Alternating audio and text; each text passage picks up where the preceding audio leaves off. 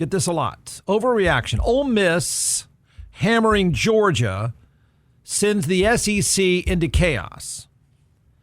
It's like the common thing to say. Reality. Georgia is limited on offense. I believe they now lead the country in drop passes or something like that. So that's not new that they're limited on offense. The reality is the SEC is going to get 4 teams into this 12-team tournament. Okay, that's going to happen. It hasn't changed. I don't see anything that's making that change. Will Georgia still get in? Yeah, probably. Does their loss, their beatdown to Ole Miss, help Texas? Yeah, probably. The thing is, the head-to-head matchup between Georgia and Texas as the first tiebreaker is not out because Georgia has 2 losses. Texas is all but in this tournament.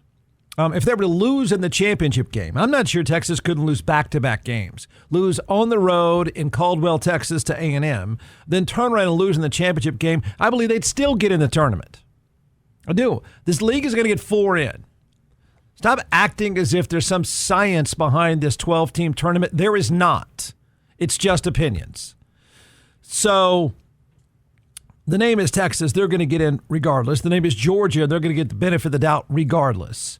Does Georgia's loss help Texas A&M? And the answer is probably, sure.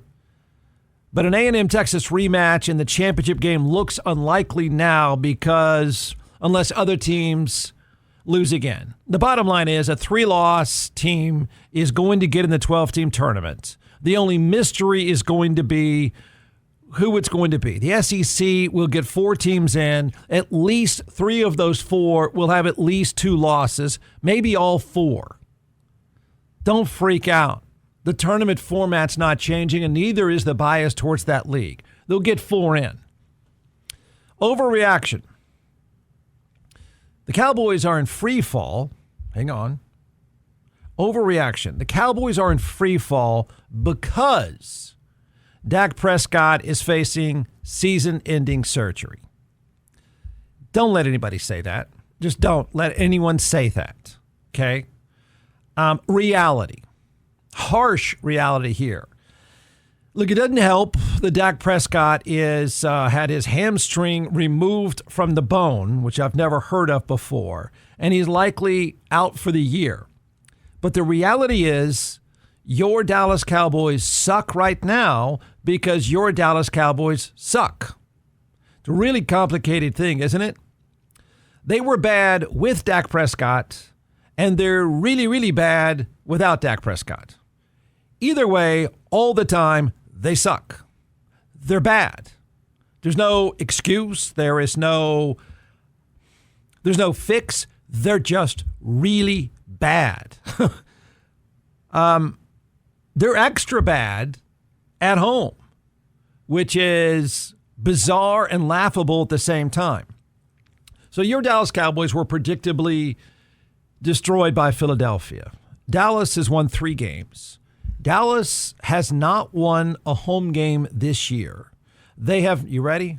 They have not scored a touchdown on their own field in more than 8 quarters.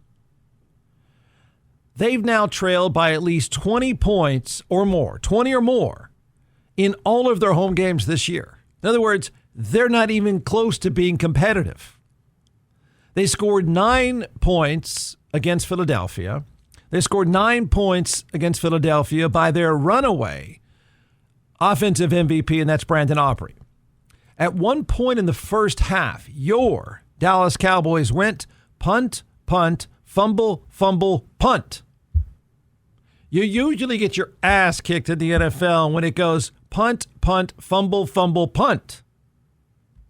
They did that twice, by the way. So they get rolled 37-9. Here's the thing. More reality. Dallas is a year ahead of what I'd predicted for a while. And I don't mean that in a good way. I mean, they're a year worse. I thought this dumpster fire would start to show itself more next year than right now, but it doesn't matter. This is it. This is who they are, going to be this for a while. So what you see with Dallas right now is what you will see next year. And I think most likely what you're also going to see the year after that. Dallas is now one of the 4 or 5, probably 4, but one of the 4 or 5 worst teams in the NFL. If you really want to know where Dallas is, they're the Giants. They just suck. Bad team, bad players, bad coach, extra bad general manager.